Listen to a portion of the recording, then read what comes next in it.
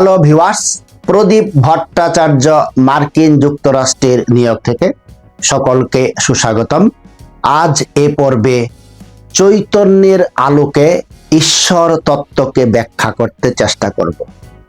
চৈতন্য মানে শক্তি, ঐশ্বরীয় শক্তি। আপনার ভিতরেই সেই শক্তি বিরাজমান। সকল প্রকার সাম্প্রদায়িকতার ঊর্ধ্বে উঠে সেই আলোকেই ঈশ্বর তত্ত্ব ব্যাখ্যা করব। ব্যাকগ্রাউন্ডে আলোচনাটা করব, তার সাথে থাকছে অপূর্ব ভিডিও। সকলে আলোচনাটা উপভোগ করবেন বলে আশা রাখছি। ডিয়ার ফ্রেন্ডস, খুবই ছোট একটি প্রশ্ন। ঈশ্বর কে এবং তিনি কোথায় থাকেন? পৃথিবীতে প্রায় 4200 ধর্মমতের হাজার হাজার ভিন্ন ভিন্ন দৃষ্টিভঙ্গি ঈশ্বর প্রশ্নে। এমনকি একই ধর্মের ভিতরেই শত শত মত। It's a very basic question. If god exist, I should able to see him. If there is a invisible supernatural being like God, I should able to feel it. God কোথায় থাকেন? কেউ বলছেন God is in the heaven. তিনি থাকেন স্বর্গে, জান্নাতে। আমেরিকাতে এক বিলবোর্ডে বড় করে লেখা, heaven is a place, after death you will see God. নিচে একটা ফোন নাম্বার আছে, পয়সা দিলে ওরা আপনাকে গডের সন্ধান দিয়ে দিবে। কি সাংঘাতিক কথা! মৃত্যুর পর ঈশ্বরের দেখা মিলবে। খেয়াল করুন, সময়ের ব্যবধান, এখন না তখন। স্থানের ব্যবধান, এখানে না ওখানে। কিন্তু আমি আপনাকে প্রমাণ করে দেব, গড মৃত্যুর পরে নয়, এখনই আছেন।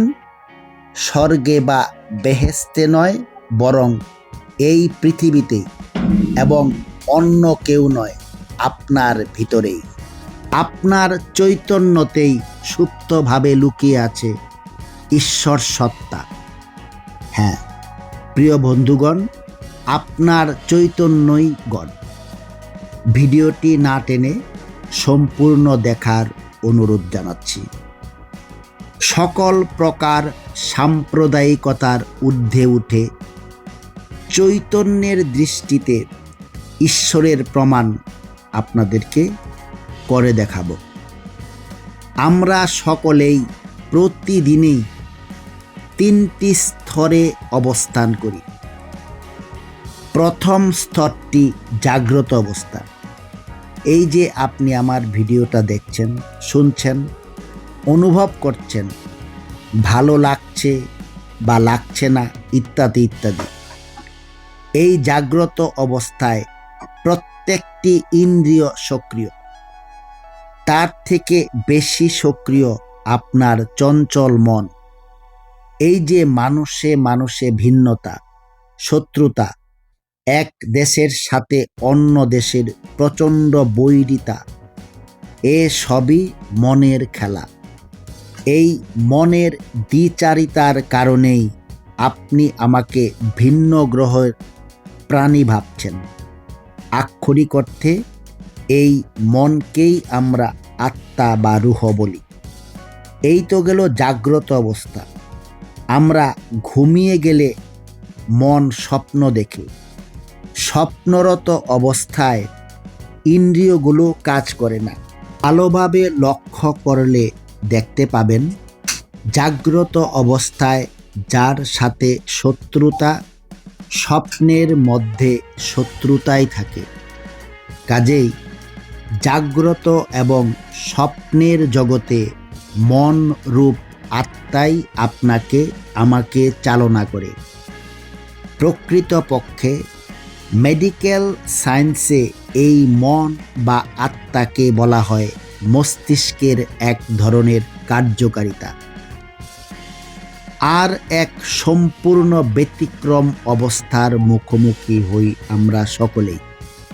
এই অবস্থায় আমরা উন্নীত হই অজ্ঞাতসারে। এই অবস্থার নাম সুষুপ্তি, যেখানে ইন্দ্রিয়গুলো মনের উপর প্রভাব বিস্তার করতে পারে না।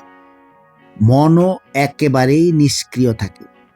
এটা কাল্পনিক কোনো অবস্থা নহে। প্রত্যেকেই এই অবস্থায় উন্নীত হন। প্রত্যেক ভাষাতেই এই অবস্থার বর্ণনা আছে। I slept like a log, অচেতনভাবে ঘুমিয়েছিলাম, ইত্যাদি ইত্যাদি। এই সুষুপ্তি অবস্থায় বিরাজ করে চৈতন্য, পিওর কনসাসনেস। সকল জীবিত সত্তাই হলো কনসাসনেস। একটা হাতির ভিতর যে চৈতন্য আছে, আপনি আমি সকলেরই ভিতরেই সেই একই চৈতন্য। তাহলে মানুষ আর হাতি বা অন্যান্য প্রাণী কি একই? একেবারেই নয়। ইতর প্রাণীর মধ্যে চৈতন্যের প্রকাশ অল্প, মানুষের মধ্যে চৈতন্যের প্রকাশ বেশি। এক সামান্য মনুষ্য চৈতন্যকে মানুষই পারে সর্বোচ্চ চৈতন্যে নিয়ে যেতে। শুধুই কি ডিপ স্লিপ অবস্থাতেই চৈতন্যের অনুভব হয়? মোটেও তা নয়। জাগ্রত অবস্থাতেও চৈতন্য থাকে, মনের সাথে জড়িয়ে থাকে বলে আমরা সেই চৈতন্যকে অনুভব করি না। সত্যের ভিতর চৈতন্য জাগ্রত হয়। এই চৈতন্যের ক্রমাগত উন্নতিতেই মানুষ নিজেকে প্রকাশ করে এক মহামানবে। এক চৈতন্যই ভিন্ন ভিন্ন নামে ভিন্ন ভিন্ন গড রূপে আবির্ভূত হন। যখনই আপনি এক সত্তার ভিতর সকলকেই দেখবেন, তখনই বুঝবেন আপনি সেই এক চৈতন্যেই প্রকাশিত হয়েছেন।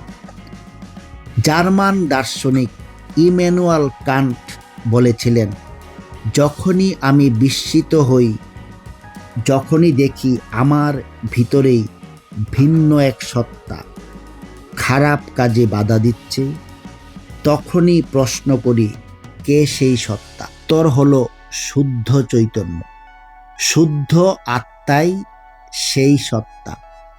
এই সত্তার গড প্রচলিত প্রাতিষ্ঠানিক গডদের সাথে সাংঘর্ষিক। প্রাতিষ্ঠানিক ধর্মের গডকে যখনই আপনি আদর্শ বলে প্ররোচিত করবেন, আপনি স্বীকার করুন আর নাই করুন, বিরোধিতা আসবেই। আজকাল অনলাইন জগতে প্রচলিত ধর্মের ঈশ্বর প্রচণ্ড প্রশ্নের মুখোমুখি। বিরুদ্ধ মত প্রবল হচ্ছে। এই চৈতন্যের গডই একমাত্র দাঁড়াতে সক্ষম যে কোনো প্রশ্নের সম্মুখে। কারণ সেটা তো আপনিই।